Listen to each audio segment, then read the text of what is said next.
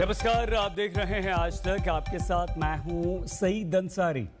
बंगाल में पहले दौर के मतदान को लेकर करीब इस समय आधा दिन गुजर चुका है। वोटिंग चल रही है। बंगाल से भारी मतदान की खबरें लगातार आ रही हैं। बंगाल में अभी तक करीब 55% तक वोट डाले जा चुके हैं। सबसे ज्यादा वोट झारग्राम में करीब 60% तक पड़े हैं। इसके अलावा बांकुड़ा में भी वोटिंग की रफ्तार काफी तेज है। असम चुनाव में करीब उधर 44% वोट अब तक डाल दिए गए हैं। तो पहले चरण के मतदान के लिए पश्चिम बंगाल और असम में आज वोटिंग इस समय चल रही है और ये वोटिंग की जो रफ्तार है वो अच्छी है। यानी विधानसभा चुनाव के पहले चरण की 30 सीटों के लिए और असम की 47 सीटों के लिए इस समय वोटिंग हो रही है। सुबह 7 बजे से वोटिंग शुरू हुई, 6:30 बजे तक वोट डाले जाएंगे और देखना ये होगा कि आज ये मतदाता उम्मीदवारों के भाग्य का फैसला किस तरह से करते हैं। इस चरण की ज्यादातर सीटें जो हैं वो नक्सलवाद से प्रभावित हैं, यानी कि जंगल महल क्षेत्र में पड़ती हैं। वोटिंग के लिए सुरक्षा के कड़े इंतजाम हैं। चुनाव आयोग ने केंद्रीय सुरक्षा बलों की कंपनियों को तैनात किया है और ये लगभग 1:45 बजे का वोट प्रतिशत हम बता रहे हैं कि कितने लोग अपने अपने घरों से बाहर निकले, उन्होंने वोट डाला है। यहाँ सबसे ज्यादा झारग्राम में लगभग 60%, 59.23% वोटिंग हुई है। बांकुड़ा में 47% से ज्यादा, पश्चिमी मिदनापुर में लगभग 53% वोटिंग, पूर्वी मिदनापुर में लगभग 44% वोट पड़े, जबकि पुरुलिया में 52% के लगभग वोट पड़े हैं, 51.42%। आइए हम आपको अपने तमाम संवाददाताओं के पास लिए चलते हैं। तनुश्री पांडे और अनुपम मिश्र दोनों हमारे साथ इस वक्त मौजूद हैं।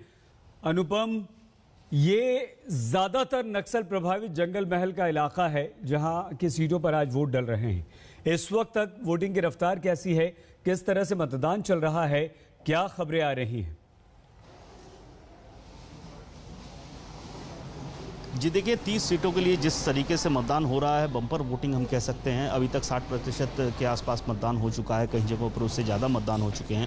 तो जो यहाँ का चारित्रिक विशेषता रही है बंगाल की 80 से 90% के आसपास वोटिंग होने की, वैसी चारित्रिक विशेषता इस बार भी हमें देखने को मिल रही है। मेरे पीछे बूथ है लेकिन लोग इस वक्त नहीं है। सुबह से यहाँ पर काफ़ी लंबी कतार थी और आपको बताऊँ, यह हीट वेव की चेतावनी जारी की गई थी मौसम विभाग की ओर से। तो इसी वजह से सुबह से लगातार लोगों की भीड़ थी और लोगों ने सुबह सुबह अपना वोट डाल दिया है। और इस वक्त दोपहर हो चुकी है, दोपहर के बाद का समय है।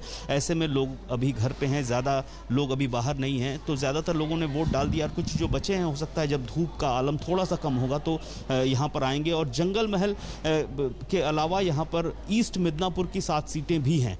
तो इन 7 सीटों के अलावा बाकी की जो सीटें हैं वो जंगल महल से रिलेटेड हैं। जी हम आएंगे अनुपम दोबारा आपके पास। तनुश्री पांडे हमारी संवाददाता इस वक्त हमारे साथ हैं और जोरहाट से हैं। असम, क्या खबरें अभी तक आ रही हैं? तनुश्री, शांतिपूर्ण मतदान वहां पर चल रहा है, लेकिन प्रधानमंत्री नरेंद्र मोदी ने कहा था कि दोबारा एनडीए की सरकार बन रही है। किस तरह से असम को अभी तक की वोटिंग में आप देख रही हैं? बिल्कुल बिल्कुल सईद, बिल्कुल। अगर हम दोनों ही पक्षों की बात करें तो प्रधानमंत्री, होम मिनिस्टर अमित शाह दोनों ने ही कहा है कि एनडीए की सरकार जरूर बनेगी। दूसरी तरफ जो कांग्रेस के मंत्री है, हमने प्रियंका गांधी से बात किया, गौरव गोगोई से बात किया, दोनों का कहना है यहाँ पे इस बार कांग्रेस की अलायंस वापस आ रही है। बदरुद्दीन अजमल साहब का भी यही कहना है। पर आज मतदान का दिन है, आज वोटर्स का दिन है और आप देख सकते हैं मेरे पीछे लंबी कतार। अभी 3 बजने को हो गया है सईद, 3 बज चुका है, पर आप एक बार लंबी कतार देखें और ज्यादा से ज्यादा हमको महिलाएं ज्यादा नजर आ रही हैं। पुरुषों से ज्यादा कहीं ना कहीं असम में महिलाएं ज्यादा घर से बाहर निकल रही हैं अपना मतदान देने। 47 सीटों की आज जो कंपटीशन है वो 47 सीटों पे है और जो अपर असम और नॉर्थ असम की कॉन्स्टिट्युएंसीज हैं वो सभी कॉन्स्टिट्युएंसीज आज वोटिंग पे है।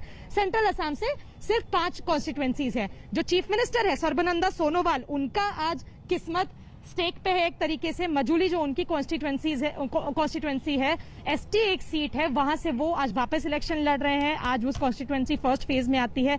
कांग्रेस के नेता जो है राजीव लोचन पेगू, उनके खिलाफ आज इलेक्शन लड़ रहे हैं। जहां इस वक्त हम खड़े हैं वहां असेंबली स्पीकर हितेंद्र नाथ गोस्वामी कांग्रेस के नेता राणा गोस्वामी के अगेंस्ट पिटेड हैं। इसके अलावा जो और दो बड़ी पार्टीज हैं जो कि एंटी सीए प्रोटेस्ट के जब वो हुआ था उस समय बनी थी, रायजोर दल और असम जातीय परिषद, दोनों के ही जो प्रेसिडेंट है उनकी भी आज किस्मत दांव पे लगी हुई है कि ये, क्योंकि ये दोनों नई पार्टीज है, तो ये देखना बहुत इंटरेस्टिंग होगा कि इनका वोट शेयर कैसा आता है। पर अगर अभी हम मतदान की बात करें, अभी तक असम में मतदान हुआ है 12 डिस्ट्रिक्ट्स में फर्स्ट फेज में 46.25, तो लगभग कहीं ना कहीं वोटर टर्नआउट अभी तक के समय के लिए कम है, सिर्फ 3 से 4 घंटे बचे हुए हैं। तो ज्यादा से ज्यादा लोगों से हम भी ये बोल रहे हैं कि आप घरों से बाहर निकले, अपना मतदान डालें। पर इस वक्त हम जोरहाट में मौजूद है और आप देख सकते हैं एक लंबी कतार है और हम जितने भी लोगों से यहाँ सुबह से बात कर रहे हैं, सईद, एक बहुत इंटरेस्टिंग बात जो हमको सुनने में मिल रही है वो ये है कि हम विकास के मुद्दे पे करेंगे। मैम, किस मुद्दे पे? मुझे ये मत बताइएगा किसको करेंगे, किस मुद्दे पे करेंगे वोट? बटन दबाएंगे तो क्या चलेगा दिमाग में? हाँ, सबका विकास हो। सबका विकास हो। दीदी आप बताएं। सबका विकास है। तो ये फर्स्ट टाइम वोटर्स हैं मैम, आप क्या सोच के वोट करेंगे जब आप आज बटन दबाएंगे? तो 5 साल में जो हुआ उसको देख के विकास देखकर क्या चलेगा दिमाग में जब आज बटन दबाएंगे? जब ये सब हो रहा है और अगले जब वोट करेंगे क्या होगा, उसी तक। तो देखिए सईद, वहाँ आपने सबसे सुना कि अब तक का जो हमने वोट दिया है, अगले 5 साल हमको कैसे चाहिए, हम ये सोच के वोट करेंगे। तो आज जब हम बटन दबाएंगे, ना ही हमारे दिमाग में सीए रहेगा, ना ही हमारे दिमाग में एनआरसी रहेगा, जो कि बहुत लोगों ने सोचा था कि फर्स्ट फेज में ये बड़े 2 मुद्दे बहुत काम करेंगे, पर नहीं। यहाँ है आज असम के लोग जो उस पर वोट कर रहे हैं, वो मुद्दा है विकास का।